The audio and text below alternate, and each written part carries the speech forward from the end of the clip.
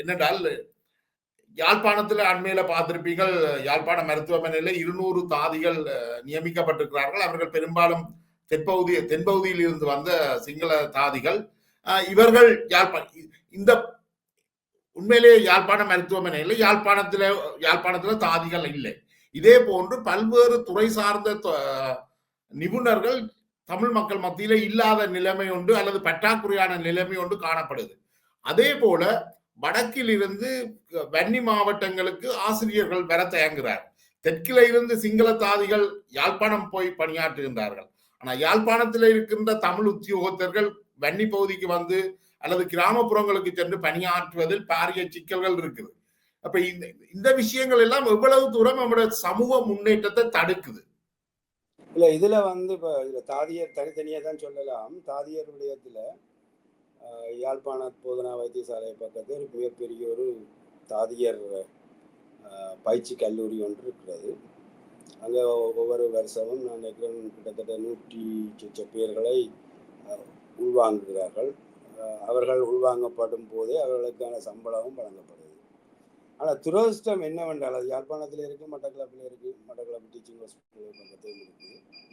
துரதிர்ஷ்டம் என்னென்றால் தமிழ் மக்கள் இந்த தாதியர் தொழிலுக்காக இல்லை இதுக்காக ஆர்வமாக அதில் தங்களை இணைத்து கொள்ள பின்னிக்கிறது ஒரு சூழல் தான். இங்கே வடக்கு கிழக்கு தேவையான தாதியர்களை வடக்கு கிழக்கு தமிழ் பேசும் தாதியர்களை கொண்டு நிரப்புவதற்கு முடியாமல் இருக்கின்றது. ஆகவே சிங்கள தாதியர்கள் இங்கே வருவது தவிர்க்க முடியாது. அதை இனவாத அடிப்படையில் பார்க்கிறதையும் நான் இருக்கிறேன். எங்களுக்குரிய சந்தர்ப்பத்தை நாங்கள் பயன்படுத்தி கொள்ளாத போது அங்கிருந்து வந்து தாதியர்கள் இங்கே பணிபுரிய வேண்டிய நிர்பந்தம் அவர்களுக்கும் விரும்பவே இல்லை. அவர்களும் சொந்த இடங்களில் சொந்த மொழி பேசும் இடங்களில் வேலை செய்தான் அவர்களும் விரும்புவார்கள். ஆனால் இங்கே வெற்றிடங்கள் இருக்கும்போது அவர்கள் அனுப்பப்படுவார்கள். வெற்றிடங்களை தேடி தாதியர் மட்டும் இல்லை, மருத்துவர்கள் கூடி பெரும்பகுதியான மருத்துவர்கள் சகோதர மொழி பேசும் மருத்துவர்கள் இங்கே இருக்கிறார்கள். அவர்கள் நெசவை நான் கௌரவிக்கிறோம். அது மாதிரி தாதியரும் பெரியணும். தாதியரும் வந்து தமிழ் பிரதேசங்கள் அவர்கள் சேவை ஒன்றையும் யாரும் விமர்சிக்கவும் முடியாது. விமர்சிக்கிற தகமையும் எங்கள்கிட்ட இல்லை ஒன்று. மற்றது வந்து அவர்கள் அர்ப்பணமான சேவையை செய்கிறார்கள். குற்றச்சாட்டுவதற்கு இல்லை, பாகுபாடு நடத்துவதாக எந்த குற்றச்சாட்டும் இதுவரை இல்லை. மொழி பிரச்சனை இருக்கலாம், ஆனால் அவர்கள் வந்த கொஞ்ச நாள்லேயே மொழியை கற்றுக்கொள்கிறார்கள். நானே எனது மருத்துவ தேவைக்காக போகும்போது நான் பார்த்துருக்கின்றேன். அவர்கள் ஒன்று நோயாளிகளுடன் அவர்கள் நடந்து கொள்ளும் முறை, மற்றது அவர்கள் மொழி கற்றுக்கொண்டு அவர்கள் நோயாளிகளுடன் பேசுவதற்கு முற்படுகிறார்கள். அவை மக்களுக்கு இது பிரச்சனை. சில அரசியல் தரப்புகளும் சில ஃபேஸ்புக் கிரியேட்டர்ஸும் தான் வந்து இது முரண்பாடாக கதைக்கிறார்கள். இது ஆனால் இந்த தாதியர்களை தமிழ் பிரதேசங்களில் தாதியர் மட்டும் இங்கே மட்டும் படிக்கணும் இல்லை, சிங்கள பிரதேசங்களுக்குள்ள தாதியர் பயிற்சி கல்லூரிகள்லையும் அப்ளை பண்ணினா போல அப்ளை பண்ணுறார்கள் இல்லை. அதுதான் இப்போ இந்த பிரச்சனை. இதுக்கு இது மாதிரி நீங்கள் சொன்ன மாதிரி பல்வேறு தொழில்நுட்பம் சார்ந்த தொழில் இதுகளில் நிபுணத்துவம் வாய்ந்தவர்கள் எங்கள்கிட்ட குறைவு. எல்லாரும் வெளிநாட்டுக்கு தானே போகிறது. இருக்கிற அரசு தொழிலையும் லாங் லீவ் எடுத்துக்கொண்டு போய்கொண்டிருக்க அந்த இடைவெளியை நிரப்புவதற்கு வேறையாக்கள் வரும்போது நாங்கள் குரோதமாக கதைக்கிறது நியாயமண்டா எனக்கு தெரியல. அதில் இனவாதம் பார்க்குறது, இன அடிப்படையில் பார்க்குறது நியாயமான தெரியலை. கணவர் அரசு உத்தியோகத்தர்கள் சண்டை பிடிச்சார்கள். வீதியில் இருந்து பட்டதாரிகளுக்கு வேலை வாய்ப்பு கொடுக்கணும்னு பல பட்டதாரிகள் 5 வருஷம் லீவ் எடுத்துக்கொண்டு வெளிநாட்டுக்கு போயிட்டோம். அப்போ அந்த இடைவெளியெல்லாம் வந்து இனிமேல் நிரப்பப்படாது இப்போதைக்கு. அப்போ அந்த கேப்பை இந்த மக்கள் அனுபவிக்கணும். அல்லது அந்த கேப்புக்கு ஆக்கள் வேணும் என்று சொன்னால் வைத்தியர்கள் கூடி தமிழ் வைத்தியர்கள் என்ன செய்யணும்? யூனிவர்சிட்டியில் மருத்துவ கூடத்தில் படித்து போட்டு மெரிட்டில் பாஸ் பண்ணோன்னா பெரும்பான்மையான மெரிட்டில் பாஸ் பண்ணுறார்கள் தமிழ் வைத்தியத்துறையில் தமிழாக்களாக தானே. அவைகளுக்கு சாய்ஸ் இருக்குது. அவைகள் விரும்பினால் போய் தங்களுக்கு விரும்பின ஆஸ்பத்திரியில் எடுக்கலாம். அப்போ அவர்கள் கூட விரும்புகிற தங்களோட மேற்படிப்புக்காக கொழும்பு நேஷனல் ஹாஸ்பிட்டல், களபோவில ஹாஸ்பிட்டல், கண்டி ஹாஸ்பிட்டல் போன்ற பெரிய ஆஸ்பத்திரிகளை தான் அவர்கள் தெரிவு செய்யாத அவர்கள் மேற்படிப்புக்காக. அப்போ அப்படி போனால் அந்த இடைவெளிக்கு இங்கே அவர்கள் இங்கே அதான் நாங்கள் சொல்லியிருக்கிறோம்.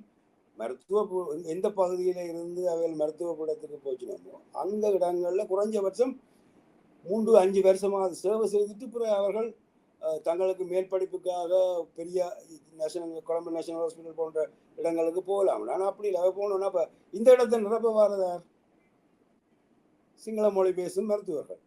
அப்போ அவர்களையும் நாங்கள் சொல்ல முடியாது. அப்போ நாங்கள் எங்களுக்கு சமூக பொறுப்பு இருக்கணும். நாங்கள் இந்த கிளிநொச்சியில இருந்து போகிறோம். கிளிநொச்சியில் வந்து இந்த தரப்படுத்தல் முறை வந்தபடியே தான் கிளிநொச்சியிலேருந்து ஒவ்வொரு வருஷம் 5-6 டாக்டர்கள் போயிடும்.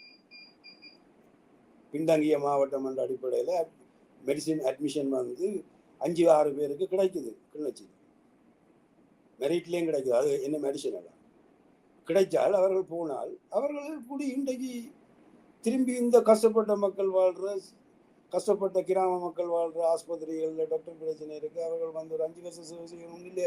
அப்போ இந்த சூழல்களை அவர்கள் பயன்படுத்தி கொள்கிறார்கள். இந்த யூனிவர்சிட்டி அட்மிஷனுக்காக இது பின்தங்கிய மாவட்டம், கட் அவுட் குறைவு என்ற மாவட்டம் என்ற இதுகளை எல்லாம் பயன்படுத்தி யூனிவர்சிட்டி போகிறவர்கள் திரும்பி வர்றது இல்லை. அப்போ இங்கே வாரதார் சகோதர மொழி பேசும் சிங்கள மருத்துவர்கள் தான். அப்போ அவர்களின் சேவையை நாங்கள் நிராகரிக்க முடியாது. எங்களுக்கு தேவை இருக்கு.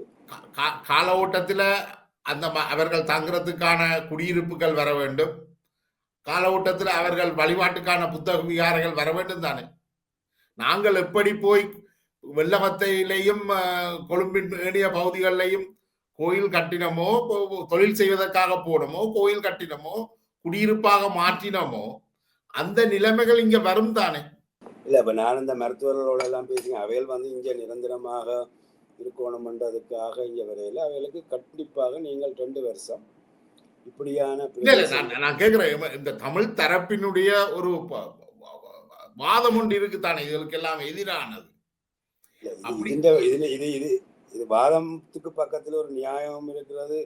இப்போ நாங்கள் இப்படியான சூழலால் தான் திட்டமிட்ட சிங்கள குடியேற்றங்கள், தமிழரின் இன பரம்பரை தடுக்கும் முயற்சிகள் செய்யப்பட்டது. அது திட்டமிட்டு செய்யப்பட்டது என்ற பாதிப்புகள். இப்போ இதை திட்டமிட்டு செய்யாமல் இயல்பா இருக்கும்போது யாருக்கும் பிரச்சனை இல்லை. திட்டமிட்ட முதல் புத்த சிலையை கொண்டு வந்து வைக்கிறேன். காலப்போக்கில் அப்படி ஒரு மாற்றம் கொண்டு வாரத்துக்கான வாய்ப்பு இருக்குன்னா நாங்கள் அதை ஈடு செய்யலேண்டா. சரி, அதுக்கு அரசாங்கத்துக்கும் பொறுப்பு இருக்கு. இதை வந்து ஒரு இனத்தின் மீது திணிப்பா இருக்கக்கூடிய இயல்பா வரலாம். இப்ப சிங்கள மக்கள் ஒவ்வொரு சனியாயிரம் வந்தால் பஸ்களில் ஏராளமான யாத்திரைகள் இங்கே வெளியின அவர்கள் வரக்கூடாது. ஏராளமான மக்களுக்கு தொழில் வாய்ப்பு இருக்கு. தொழில் வாய்ப்பு சின்ன சின்ன உள்ளூர் உற்பத்திகளை அவர்கள் கொள்ளுநர் செய்கிறார்கள். அவர்களுக்கு ஒரு தொழில் வாய்ப்பு இருக்கு. இன்னொரு கேள்வியோட நான் நினைக்கிறேன், இந்த நீண்ட உரையாடலை நிறுத்திக் கொள்ளாம நினைக்கிறேன். நீங்கள் மாகாண சபை காலகட்டங்களில் வந்து திருவோணமலை பகுதியில் இருந்தபோது 1987ஆம் ஆண்டு காலகட்டங்களில் சிங்களவர்களுடைய தமிழர்களுடைய காணிகளை சிங்களவர்கள் வாங்கியிருந்தார்கள். அந்த காலகட்டத்தில் அந்த காணிகளை மீளவும் தமிழர்களை வாங்க வைத்து பல தமிழர்களை நகர்ப்புறத்தில் திருமல நகர்ப்புறத்தில் குடியேற்றி இருக்கிறீர்கள். இவ்வாறான பல அதே மாதிரி நீங்கள் உங்களுடைய பாராளுமன்ற காலகட்டத்தில் சிறந்த பாராளுமன்ற உறுப்பினராகவும் இருந்திருக்கிறீர்கள். இப்ப என்னுடைய கேள்வி என்னென்றால், இந்த காணியற்ற மக்களுடைய தொகை வந்து தமிழ் மக்கள் மத்தியில நிறையவே காணப்படுகிறது. குறிப்பாக வடமாகாணத்துல அது உங்களுக்கு மிகவும் பரிச்சயமான ஒன்று. இப்ப இந்த வடமாகாணம் வந்து இலங்கையிலேயே சனத்தொகை அடர்த்தி குறைந்த ஒரு மாகாணம். யாழ்ப்பாணம் தவிர்ந்த ஏனைய பிரதேசங்கள் வந்து சனத்தொகை அடர்த்தி மிக மிக குறைவு. ஆனால் அப்படி இருந்தும் காணியற்ற மக்கள் நிறையவே இருக்கிறார்கள். இவர்களுக்கு காணிகளை வழங்குறதுக்கு வந்து இந்த காணி டிஜிட்டலைசேஷன் கொண்டு வருவது வந்து ஒரு பாரிய நன்மையை விளைவிச்சிருக்கு. ஆனால் அந்த காணி டிஜிட்டலைசேஷன் செய்கிறது வந்து தடுக்கப்பட்டது, தமிழரசு கட்சியால் தடுக்கப்பட்டது. ஆனால் அதே நேரம் அரசாங்க அதிபர்கள், சில பாராளுமன்ற உறுப்பினர்கள் வந்து ஆயிரக்கணக்கான ஏக்கர் காணிகளை தங்கள் வசம் வச்சிருக்கிறார்கள். வெளிநாடுகளில் இருக்கிறவர்களுடைய காணிகள் பற்றி நாங்கள் மிகவும் கவலைப்படுகிறோம். ஆனால் உள்ளூரில் இந்த யாழ்ப்பாணமோ கிளிநொச்சியிலையோ இந்த காணி இல்லாத மக்கள் பற்றி நாங்கள் ஏன் அவ்வளவு தூரம் அலட்டிக் கொள்கிறோம்? இல்லை, இது என்னென்று தீர்க்கிறது? இந்த கேள்வியோட நான் நினைக்கிறேன் இந்த உரையாடலை முடிப்போம்.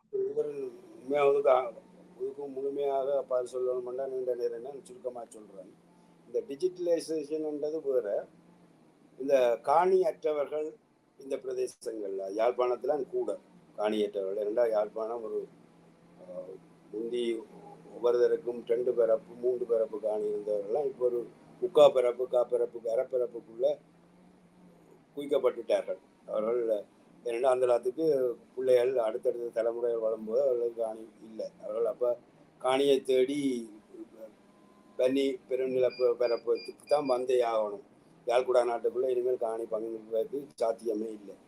அப்போ அவர்களும் நிச்சயமாக காணியற்றவர்கள் என்ற அடிப்படையெல்லாம் எடுக்கப்படும். இங்கே பிரச்சனை என்னென்றால் இந்த இனப்பிரச்சனை, யுத்தம், இனப்பிரச்சனை காலகட்டத்தில் இடம்பெயர்வும் புலம்பெயர்வுகளும் ஏற்பட்டதால் ஏராளமான காணிகள் ஒரு கொஞ்சம் பேர்கிட்ட போயிட்டு பல பேர் காணியற்றவர்களாக மாறிக்கொண்டிருக்காங்க. இப்போ ஒரு வறுமையான குடும்பம் தன் மூத்த பிள்ளைய அல்ல 2 பிள்ளைய வெளிநாட்டுக்கு அனுப்பணும்னா என்ன செய்யணும்? டக்குன்னு ஒரு நல்ல காணியையும் நல்ல விவசாயம் அதை வாழ்வாதாரமாக கொண்ட மக்கள் வெளிநாட்டுக்கு அனுப்பணும்னா இலக்கண்ட விலைக்கு டக்குன்னு காணியை குறைஞ்ச விலைக்கு இதை வாங்குறதுக்கு வெளிநாடுகளில் ஏராளமான பேர் இருக்கணும். அவைகள் இந்த 2 வருஷத்துக்குள்ளேயே ஏராளமான காணி இருந்து வித்து போட்டு இப்போ வாடகை வீட்டில் இருக்கிறார்கள். ஏராளமானவர் கூடிக்கொண்டிருக்கணும். காணி ஒரு சிலர்கிட்ட ஏக்கர் கணக்கா மாறிக்கொண்டிருக்கு. இந்த ஏற்றத்தால் ஒரு பெரிய ஆபத்து. இதுக்காக அரசியல் கட்சிகளுடைய தலைவர்கள்கிட்ட ஏராளமான காணிகள் இருக்குது. அரசாங்கத்தின் அதிகாரிகள்கிட்ட, அதாவது அரசாங்க அதிபர் அல்லது அந்த சுற்றா இதுகளுக்குள்ள இருக்கிற அதிகாரிகள்கிட்டையும் பெருந்தொகையான காணி இருக்குது. அப்ப இன்றைக்கு இது தொடர்பாக நான் ஒரு பிரதேச செயலாளரோட கதைச்சினா, புதிய சட்டம் ஒன்று போன ஜனவரியிலேருந்து வந்திருக்கு. இந்த பெர்மிட் காணிகள் இருக்கு தானே, பெர்மிட் காணி என்பது ஒரு உறுதி அல்ல, ஒரு தற்காலிக அனுமதி பத்திரம், காணி அனுமதி பத்திரம். அந்த உண்மையாக அதில் காணி அனுபவத்தில் இருக்கு. இந்த காணியை கைமாறப்படக்கூடாது, யாருக்கும் விற்கலான்றது அந்த மீனிங். ஆனால் பல பேர் விற்கிறது முந்தைய பிரதேச செயலாளர் அல்ல மாகாண காணி ஆணையாளர் அல்லது காணி ஆணையாளர் நாயகம் அனுமதி பெற்றுக்கொண்டு விற்று கைமாறப்பட்டிருக்கின்றது.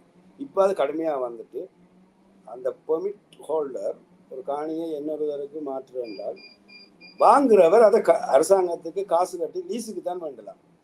உங்களுக்கு 30 வருஷம் லீஸுக்கு வேண்டாம்.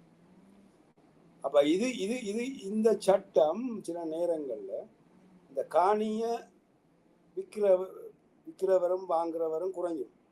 அது ஓரளவுக்கு இந்த காணி பாதுகாப்பு அவர்கள்ட்டே கையில் இருக்கும். அல்லது இந்த விற்கிறது கூடிக்கொண்டு போய் என்றுமே இல்லாத காணி உச்ச விலை ஆக கோடிக்கணக்காக போய் கொண்டிருக்கு. காணியின் பொறுமதி கோடிக்கணக்கு. இப்போ ஒரு சின்ன காணியை வேண்டியலாது கோடிக்கு மேலான்னு போய் கொண்டிருக்கு. அப்போ இந்த சட்டம் நல்லமென்று தான் நான் நினைக்கின்றேன். பட் அந்த டிஜிட்டலைசேஷனை பற்றி சொல்கிறேன், அதை நான் என்ன முறையை ஆய்வு செய்ய வேண்டியிருக்கு. சந்தேகம் இருக்கின்றது. நீங்க சொல்றது இனங்காண்றது எது அரச காணி, எது உறுதிக்காணிகள் யார் அவர்களுக்கு எங்க நாட்டில் இல்லை, அந்த காணி உற்பத்தி இல்லாமல் இருக்குது, உற்பத்திக்கு பயன்படுத்தப்படாமல் இருக்குது. இதுகளை இனங்காண்றதுக்கான முயற்சி என்று சொன்னாலும் இதை என்ன நோக்கத்துக்காக அரசு கொண்டு வருதுன்ற பயம் இனம் சார்ந்த ஒரு சிறுபான்மை இன மக்களுக்கு அந்த சந்தேகங்கள் இருக்கிறது. ஏன்னா கடந்த காலங்களில் மகாவலி அபிவிருத்தி இப்படி என்றெல்லாம் சொல்லித்தான் பல ஆயிரக்கணக்கான தமிழர்களின் நிலங்கள் சூறையாடப்பட்டது. ஆகவே இந்த பருத்துறையிலிருந்து இந்த கரையோர பிரதேசங்கள் கிட்டத்தட்ட கொக்லாய் வரை இந்த நிலங்களை டிஜிட்டலைசேஷன் பண்ண போகிறோம், ஆய்வு செய்ய போகிறோம், ஆட்டி காணின்னு கண்டுபிடிக்க போகிறோம் என்று அரசாங்கம், அதுவும் இந்த அரசாங்கம் கொன்றையில் என்று சொல்லி அந்த போன அரசாங்கத்தில் திட்டமிட்டப்பட்டதான் நாங்கள் ஃபாலோ பண்ணேன்னு சொல்லி சொல்கிறேன். அதாவது இது எப்படி செய்யப்பட போகுது என்றத உத்தரவாதம் சரியாக அரசாங்க தரப்பில் இருந்து இதுவரை இல்லை. ஒருத்தர் சரி அது நியாயம்தான், தமிழர்களின் சந்தேகங்களை போக்குவரை நாங்கள் அதை பாவஸ் போடுறோம், ஒரு தரப்பு இல்லை இவர்களை என்ன சந்தேகிக்கிறது, நாங்கள் அதை செயல்படுத்தி ஆகணும் என்று அரசுக்குள்ளேயே சில அமைச்சர்கள் சில பிரதி அமைச்சர்கள் சொல்லியும் இருக்கணும் அந்த கடைசியாக பிரதமரோட நடந்த கூட்டத்தில். ஸோ இதுல உள்நோக்கம் அல்ல, இதில் அந்த பியூரோக்ரஸ், இந்த அதிகார தரப்பு நிர்வாக தரப்புக்குள்ள அடிப்படை இனவாதம் அற்றுப்போனது வந்து நீங்கள் அதை என்பிபி வந்தாங்க, மஹிந்த ராஜபக்ச வந்தாங்க, ரணில் விக்ரமசிங்க இருந்தாலும், சந்திரிகா இருந்திருந்தாலும் அந்த பேசிக் பியூரோக்ரஸ் ஸ்ரீலங்காவில் இருக்குது. அதுதான் இந்த இதுக்குள்ள இருக்குது. என்ன தொல்பொருள் ஆராய்ச்சிக்கு இருக்குது, மகாவலி ப்ராஜெக்டுக்கு இருக்குது, காணிக்குள்ள இருக்கு, லேண்ட் கமிஷனர் ஜெனரல் ஆஃபீஸ்ல இருக்கு. அதுக்கு ஒரு பாலிசி, அந்த லாங் பாலிசி இருக்கும். அது எந்த ஆட்சி வந்தாலும் அது வேலை செய்யும். ஆகவே அதுதான் எங்களுக்கு எதிரி. அரசியல்வாதிகள் சில அரசியல் அழுத்தங்களை கூடாக அதுகளை வாபஸ் பெறலாம், விளங்கி கொள்ளலாம், அதை நடைமுறைப்படுத்தாமல் போகலாம். ஆனால் இங்கே அந்த இந்த பியூரோக்ரஸ் தான் ஆபத்தானது. இந்த பியூரோக்ரஸ் கடந்த காலத்தில் ஒரு ஒரு ஒரு தங்களோட இனத்தை நிறுவுவதற்கும் ஏனைய இனங்களை அழிப்பதற்கும் திட்டமிட்டு செயல்பட்டிருக்காரு. இந்த புத்தவியாரை எல்லாம் என்னதான் அனுர அரசாங்கம் கூடியெல்லாம் சொன்ன அப்புறம் அனுர அரசாங்கம் நடக்குதுன்னா இது என்ன சிலங்களை அந்த உத்தரவாதம் கொடுத்து அனுர அரசியல்வாதிகளுக்கு தெரியாமலே கணக்கு நடக்குது. அப்ப இது எல்லாத்தையும் இல்லாதொழிக்கக்கூடிய ஒரு அரசு தான் தமிழ் மக்களுக்கு நம்பிக்கை வரக்கூடியதா இருக்கும். ஆகவே இந்த அரசும் இதை கொண்டு வந்தது அது அவர்களுக்கு கூடி பாதிப்பை ஏற்படுத்தி இருக்கு. என்பிபி அரசாங்கம் உள்ளூராட்சி தேர்தலாம் அது கெசட் பண்ணப்பட்டதால அது மிகப்பெரிய தாக்கத்தை என்பிபி அரசாங்கம் முதல் இந்த இனவாத கட்டமைப்பு இருக்குத்தானே, அரச கட்டமைப்பு அது கஷ்டமான வேலை. அதை அப்புறப்படுத்துறது அல்லது இல்லாத ஒழிக்கிறது மெதுவாக செய்யும். புத்த சில இடப்படும். முந்தையும் ரணில் விக்ரமசிங்க இங்க தமிழ் கட்சி தலைவர்களோட காய்ச்சல் இருக்க அங்க ஒரு புத்த சிலை திறக்கப்படும். ஒரு தொல்லியல் ஆக்களோட ரணில் கடும் போக்குல கதைச்சிருக்கிறார். ஸோ இது அந்த கட்டமைப்பு, இனவாத கட்டமைப்பை முழுமையாக அகற்றும் போதுதான் தமிழ் மக்களுக்கு நம்பிக்கையை இவர்கள் ஏற்படுத்தினார். இல்ல இதான் கடைசி கேள்வியாகத்தான் நான் நினைச்சேன்னா நான் இன்னும் ஒரு கேள்வி ஒன்று இருக்கேன். இப்ப நீங்கள் சொன்ன பதில் இப்ப இந்த இனவாத கட்டமைப்பை உடைக்கிறதுக்கு அந்த அரசு வேற, அரச இயந்திரம் வேற. அரச இயந்திரம் இன்னமும் அந்த இனவாத கட்டமைப்பை வச்சிருக்குது.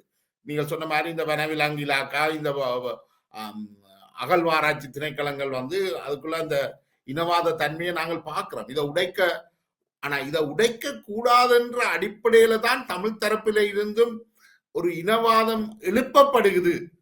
அந்த இனவாதத்தை இவர்கள் எழுப்பி அந்த இனவாதம் இருந்தால்தான் இரண்டு தரப்புமே, சிங்கள பகுதியில இருக்கிற பேரினவாதிகளுக்கும் தமிழ் தரப்புல இருக்கிற இந்த குறுந்தேசியவாதிகளுக்கும் வாக்கு வங்கி அதுலதான் இருக்குன்னு சொல்லப்படுது. இந்த பதிலோட நாங்களே நிறைவுக்கு கொண்டு வருவோம் நினைக்கிறேன். சொல்றதுல நான் மறுப்பில்லை. தென்னிலங்கையில இப்போ வீழ்ந்து போன அரசியல்வாதிகள், கடந்த காலத்தில் அதிகாரம் இப்போ வீழ்ந்து போனவர்கள் ஏதாவது நடந்தால், தமிழர் பகுதியில் ஏதாவது நடந்தால், சாதகமான நிலைமை வந்தால் அதை ஒரு இனவாத அடிப்படையில் பேசுறதும் தங்களோட வீழ்ச்சியிலிருந்து மீள்றதுக்கு ஒரு ஆயுதமாக இந்த இனவாதத்தை கைப்பற்ற மாதிரி இங்கே தமிழ் அரசியலும் இருக்கு. தமிழ் அரசியலில் இருக்கக்கூடிய ஒரு சிலர் இந்த இனவாதத்தை தொடர்ந்தும் கக்கி கொண்டுதான் இருக்கிறார்கள். ஆனால் அவர்கள் பின்களவால ஆட்சியாளர்கள்கிட்ட தங்களோட நலன்களை பெற்றுக்கொண்டாலும் இந்த தமிழ் மக்களின் உணர்வுகளை தூண்டி, உணர்ச்சிகளை தூண்டி, உடத்த குரல்ல கதைச்சு உசுப்பேத்தி வாக்கு வங்கியை காப்பாற்றுறது இந்தியாவில் இது ஆபத்தான ரெண்டும். இது ஒன்றும் செய்ய விடாது. இந்த நாட்டில் ஒரு தேசிய ஒற்றுமை, இன ஒற்றுமைகளை உருவாக்குவதை இந்த ரெண்டு தரப்பும் உடைச்சு கொண்டுதான் இருக்கும். ஒன்றை உருவாக்கி கட்டி கொண்டு போய் அது ஏதாவது ஒரு சம்பவத்தை வச்சுக்கொண்டு அதில் அரசியல் லாபம் தேடி உடைச்சு கொண்டு போகும். இது ஆபத்தானதுதான். இதுல இருந்து நாங்கள் மீளாத வரை இந்த நாட்டுக்குள்ள இந்த புறையோடி போயிருக்கிற தேசிய இன பிரச்சனையை தீர்க்கிறது கஷ்டம். சிங்கள மக்களோ, சாதாரண தமிழ் குடிமக்களோ, சிங்கள மக்களோ ஒன்றாக ஐக்கியமாக இருக்கத்தான் விரும்புகிறார்கள். இந்த இனவாத அரசியல் தரப்பு அல்ல குறுந்தேசியவாத அரசியல் தரப்புகள் தான் இந்த நாட்டில் பிரச்சனைகளை ஒன்றுக்கும் தீர்வு பெற முடியாத ஒரு சூழலை உருவாக, தீர்வுகள் வந்தால் அது அவர்களது அரசியல் இருப்புக்கு ஆபத்தா போயிடும். இதுதான் நிலைமை.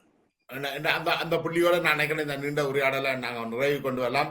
பல்வேறு விஷயங்களை மனம் திறந்து உங்களுடைய கருத்துக்களை முன் வச்சுக்கிறீர்கள். உங்களுடைய நேரத்துக்கு மிக்க நன்றி சந்திரகுமார்.